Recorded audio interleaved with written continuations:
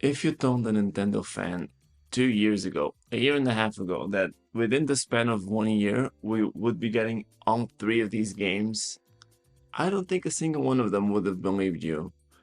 And that is a very good thing. So, this is really going to be a review of Mario Luigi Brothership, but this has been a crazy year for Mario RPGs. So, the series of Mario RPGs was really, I mean, there's multiple series, right? So there was Mario and Luigi, there was Paper Mario, and there was Super Mario RPG, which was kind of a predecessor to Paper Mario.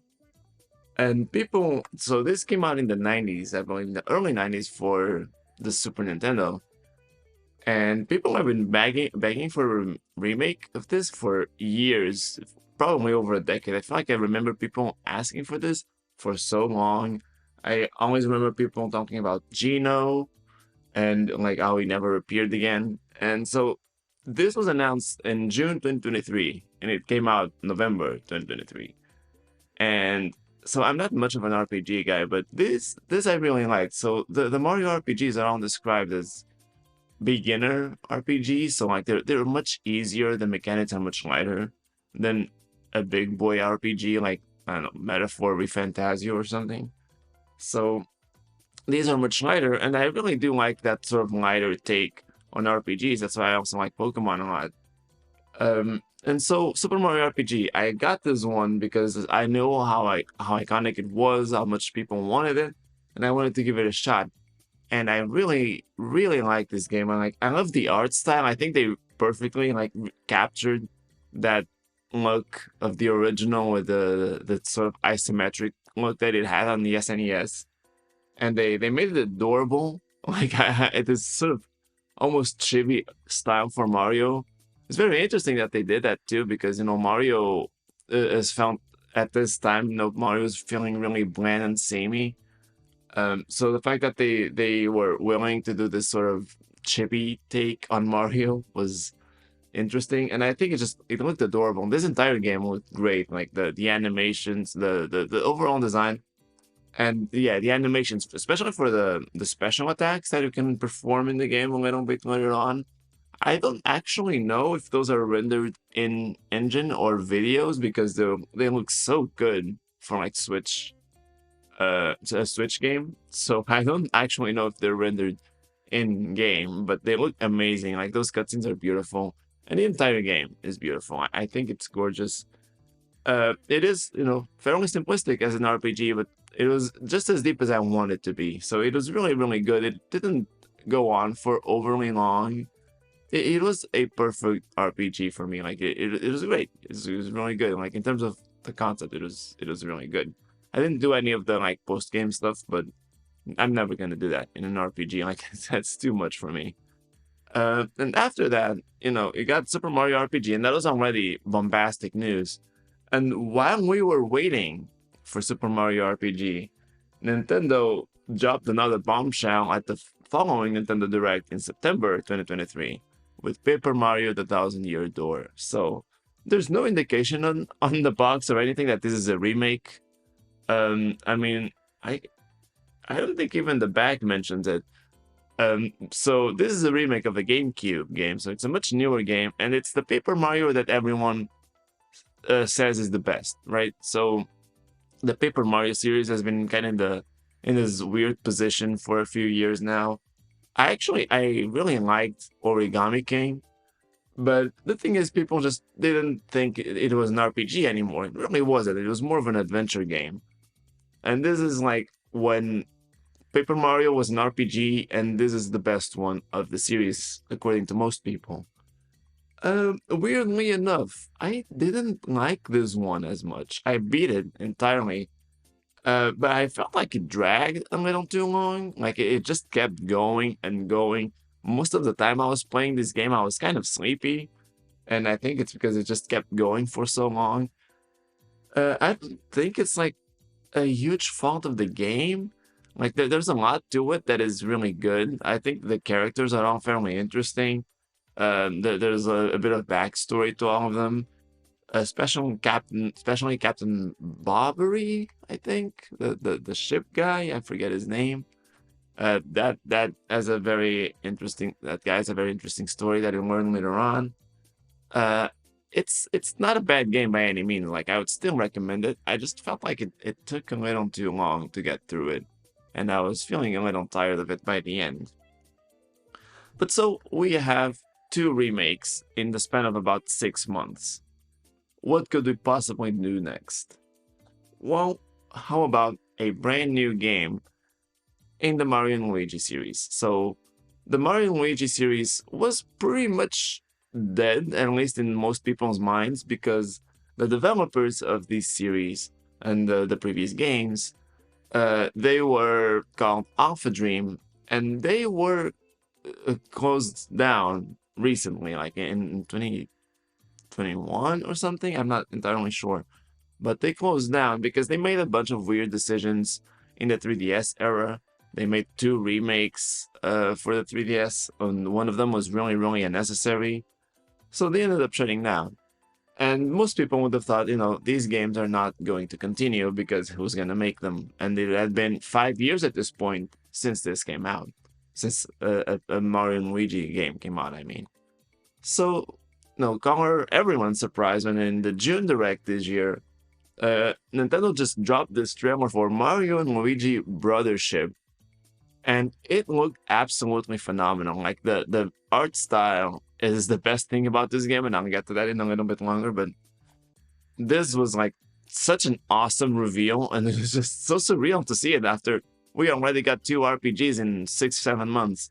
We were getting another one that was coming out in just another few months. Like all three of these games, I believe, came out in less than 12 months total. I do think Super Mario RPG was a little later in November.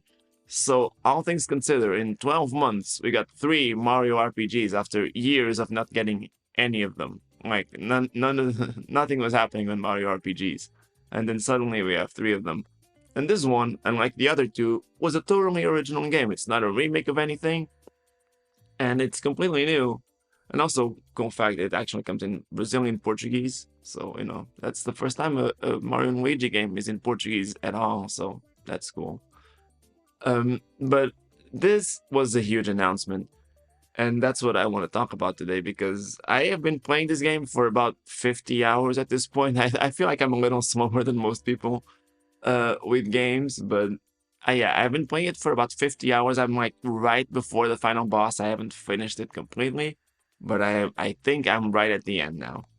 And I love this game. So as you can as you can probably guess, like 50 hours is a long time. So yeah, it kind of suffers a little bit from the same problem that Paper Mario: The Thousand Year Door does, in that it goes on for a little bit too long. But I think this game does a much better job of carrying you through all of that time. There's a little bit more to it that makes it special, and of course that starts with the art style. So from the beginning with the trailer, like it looked gorgeous, like the shading on Mario and Luigi, that transition from their usual colors to blue, the cell shading and everything is like it is such a beautiful, beautiful game, so animated. It's full of life, and I just love how it looked from the very beginning and throughout the entire game. That just it shines the entire time. Everything looks amazing. And Nintendo didn't reveal the developer for this game at first, and I actually thought Next Level Games made a lot of sense just based on that art style because Next Level Games made Mario Strikers Battle League for the Switch, and in that game you have the hyper shots. I probably am misnaming them now, but the hyper shots, I'm gonna call them that. They have these really cool animations that are like really they're cel shaded and very lively and vibrant in a way, and it kind of gave me that same vibe with Mario and Luigi. Not as edgy, I guess, but it was kind of similar. So I really thought it would have been Next Level Games making this game, but no, it turns out it's a company called Acquire. Never heard of them before, but they have a lot of staff that came from Alpha Dream after it shut down. So it does have like a good chunk of team members that worked on the previous games in the series. They also worked on this one, and it's great. Like I never played any of the previous games. I should clarify that. So any opinions I have here are solely based on this game alone. So just to make that totally clear. But I adore this game. Like I said, the art style is absolutely beautiful across the entire game. Like everything in this game looks fantastic. The characters, the worlds, everything looks great. There's a lot of variety in the worlds too. Like I don't know how much that's a visual thing, but they all look like very distinct. There's a lot of different worlds and islands to explore, and they're all very unique and they look great. All of them look really, really great. The attacks in battle are so animated and they feel really impactful. Like you have just so much animation and the sound and everything. It just really makes everything feel very, very impactful. And it's great. It's like, it's really, really, really great. One thing on the, I guess, visual sort of side of it that people criticized a lot in reviews is the performance. I didn't really see that. Like, I did get the feeling sometimes that there was a weird bit of stutter when I was moving in certain situations, but I couldn't really tell if it was just my head or the game was actually running that poorly.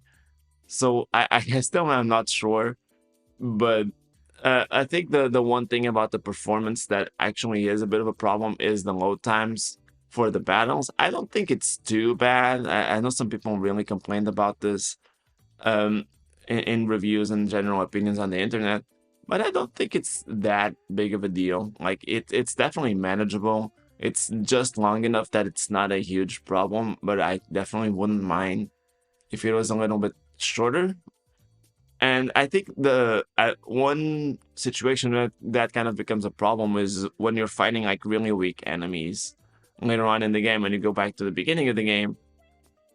You know, in some of the Mario RPGs, what you can do is if you're really strong and you preemptively attack an enemy, you just kind of beat them without going into a battle.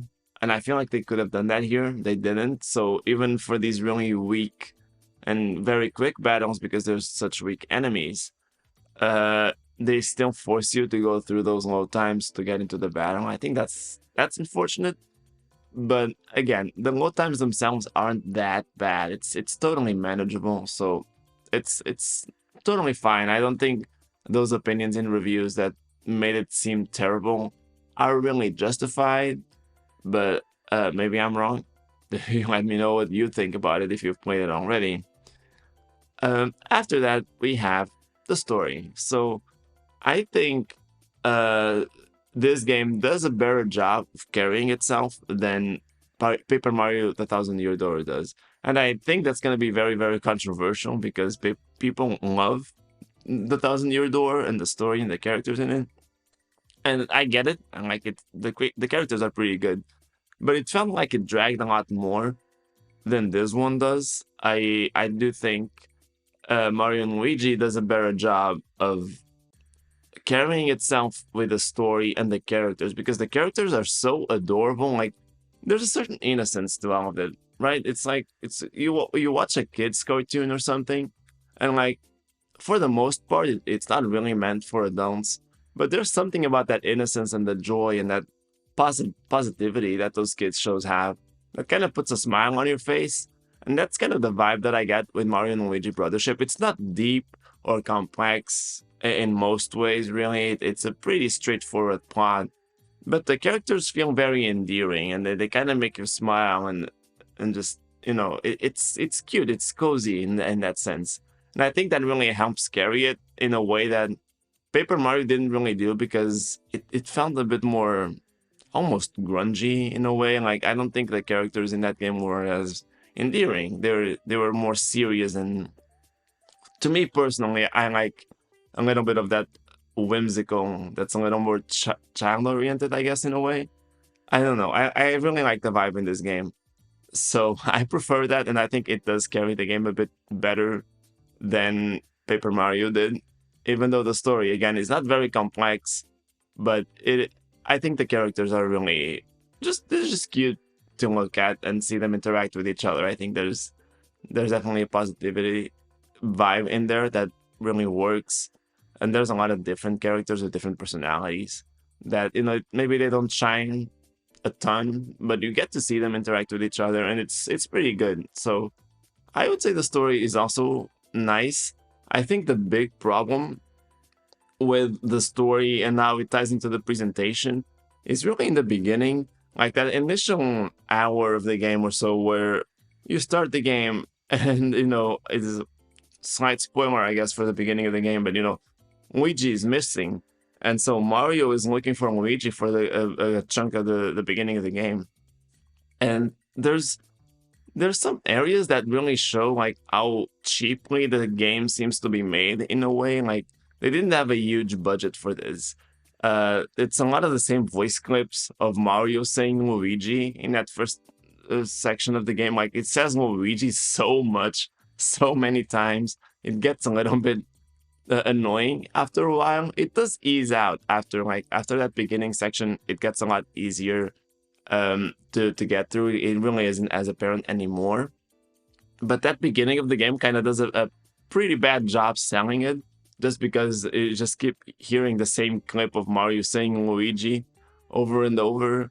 And sometimes the voice clips don't really feel like they match what's happening on screen. Like in the beginning, there's a crab that like attacks Mario's nose, and he's like really obviously in pain and flustered and in the air, and the only thing you hear is like in this "oh no" clip while he's in pain, and it just really doesn't feel like what it should sound like in that situation. But yeah, I think that does get a little bit better as the game goes on, because it's not the main focus. They kind of do I think a good job, diverting attention from those lesser areas of the game, and you just focus on actually playing it and looking at it more so. So I think it does get better. There's not a lot of different voice clips in the game overall, but I think the game makes it work well enough. It's really just that beginning section that feels a little weird. But overall, the presentation is great. The story is good enough, and the characters are adorable. And I think that's really what sells it in the end. Is how adorable all the characters are, and the interactions and the positivity that everyone has. I really like that. So it's a very cute game in that sense, not just visually, but in terms of the story and characters. I think it's adorable. Moving on to the last part of the review, we have the gameplay, of course, and that is another thing that I think they really, really nailed with Mario and Luigi Brothership. Now, again, like I already mentioned, I did not play any of the previous Mario and Luigi games. I know Superstar Saga is on the Switch Online service now, so I should probably give it a shot. But this is my first one in the series, and I think it's awesome. So the battle system is very interesting in that each action you're always going to battle with the two brothers, and each brother is controlled by a given button. So you use A or B to control Mario and B to control Luigi when it comes to jumping, and you use X to control Mario and Y to control Luigi when it comes to using the hammer. And I think, actually, I might be lying about that. In the battle, I think it's always A and B. So forget that. That's in the overworld when it comes to the hammer, you use X and Y. But yeah, so the battle system, you have a button for Mario and a button for Luigi, and then you will use X for actions that are like coordinated sometimes later on. And there's so much to the way that this the battle system works. Because you have the action commands, which are also in I think Super Mario RPG and Paper Mario, which when you attack, you don't just choose an attack and watch it play out. You want to time your actions and your button presses in time with what's happening on screen, so you get a big boost in terms of the damage you deal, and it also allows you to avoid taking damage a lot. I'm terrible at this, especially avoiding damage. Like I every time they introduce a new enemy, I absolutely suck at it. I take a lot more damage than I should. I've died way too many times in battle because I haven't gotten used to how to avoid attacks. So I'm not very good at it, but learning it is really, really rewarding. And I think it makes the RPG way easier and more accessible to people who aren't into that sort of passive gameplay that RPGs are often known for, where you just watch the attacks play out. Having to press these buttons in time with the commands makes it way more engaging. And that's obviously something that applies to every Mario RPG. But Mario and Luigi Brothership has a lot of things to do as well, because you got the jump attacks, you have the hammer attacks, and then you have the bros attacks, which are all very varied in terms of what they do and what they look like. There's a lot of animations that go into them. So there's a lot that you get throughout the game that really makes it more engaging and more fun, and a little bit easier, of course, because you get more powerful moves. So it's really, really good how the battle system works, how much you progress, how it keeps you engaged throughout the battles every time, because it's always about the action commands and attacking at the right time and avoiding attacks at the right time. It's all very good, and that's not really new to the series. Of course, I haven't played them, but I do know that the bros attacks and the timing thing with the action commands, that's not new, but it's really, really great, and it's applied really well here. What is new in this game is the battle plugs. So this is a system where you can equip these plugs that give you certain power-ups in the battle, certain benefits. You unlock them throughout the game. You can purchase them with a specific currency, and then you equip them in battle, and they give you benefits in specific situations. So they can really help you get the upper hand in battle. They really become very important as the game goes on. And so you have to combine them in the right way to get the most benefit out of it in a given situation. I don't think I'm like again, because I like simple RPGs, I'm not really a strategist in any way. So I don't know if I'm like the smartest person when it comes to combining the plugs. I just kind of try to maximize my attack most of the time, unless I know I suck at defending, and then there's also some defensive plugs you can equip that help you survive the battle a little bit longer. But they get a lot of different effects to suit different styles of play. So whether you're someone who needs to heal more often, or someone wants to deal more damage and you don't need a lot of help defending, or the other way around, like there's a lot of ways that you can approach battles based on how the plugs work. But the plugs also have a limited number of turns during which you can use them. Like they break temporarily after a while. They need to recharge. So you can't just keep using the same plugs permanently and keep, playing the way you want. So it kind of forces you to experiment a little bit and see what plugs work best for you and how you want to play. And I think that works really, really well too. Like it makes the battle system really engaging. The game becomes so much more fun because you can finish battles really quickly if you want to.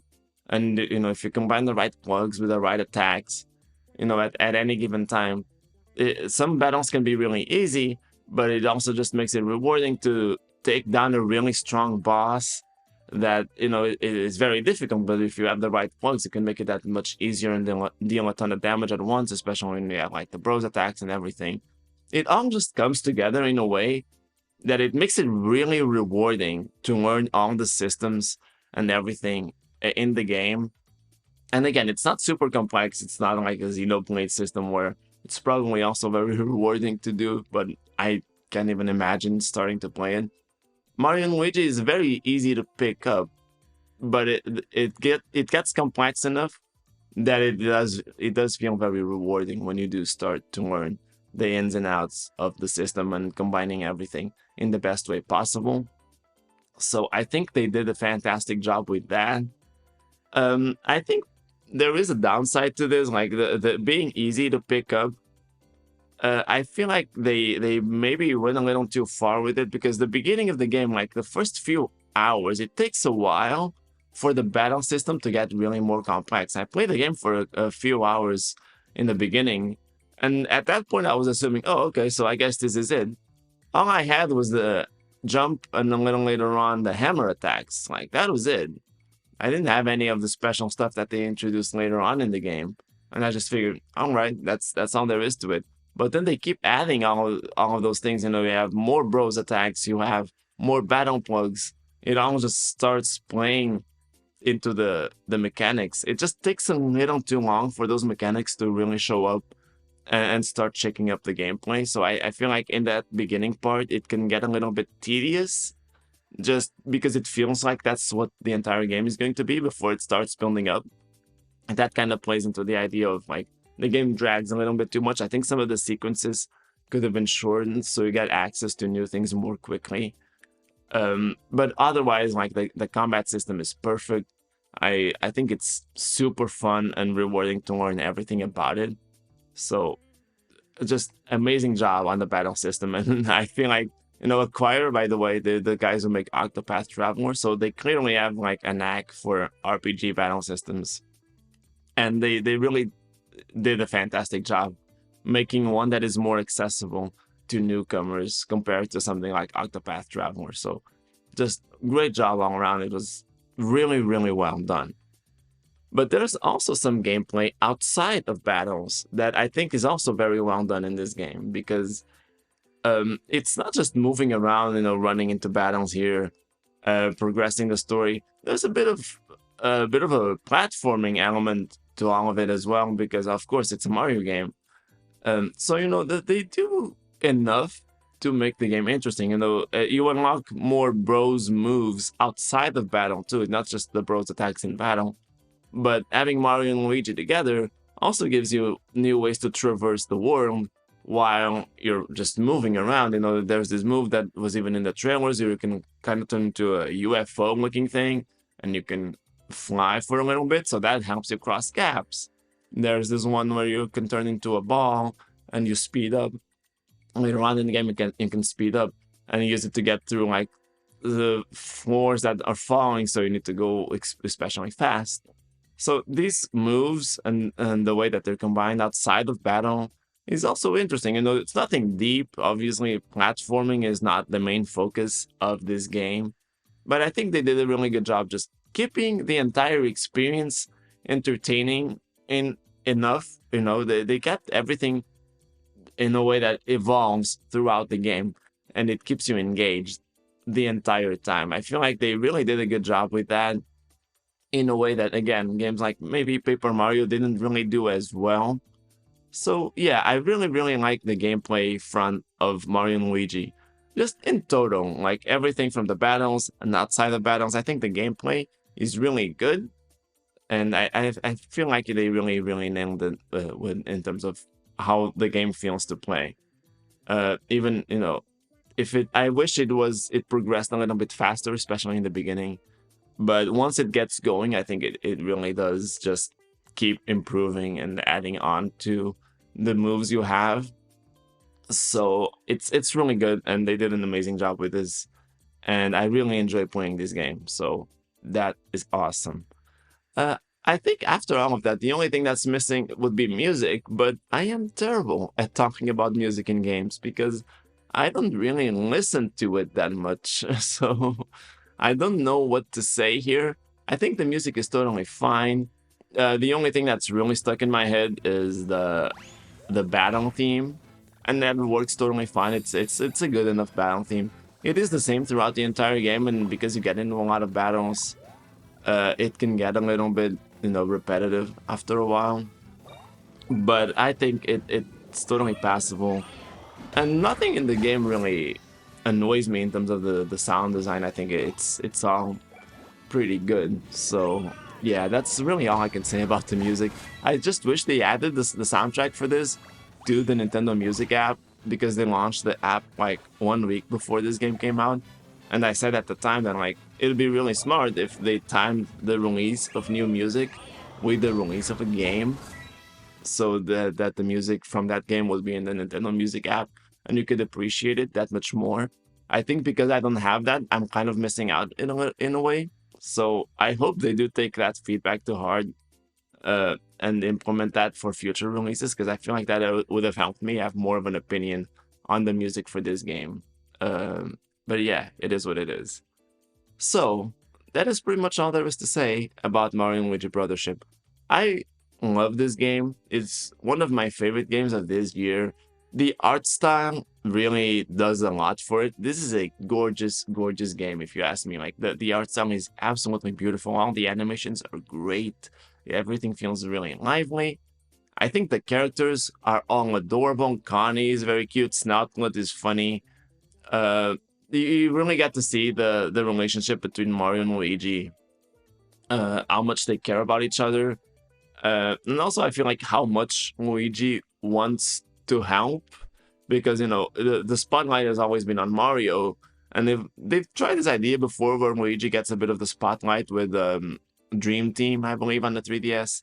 But here it's not as emphasized, but we have the Luigi logic, which there are certain moves that only Luigi can do that give you either big advantages in battle, or they give you ways to like traverse the world. That's actually in Luigi logic is usually how you unlock new Bros moves, because that's something that Luigi thinks of.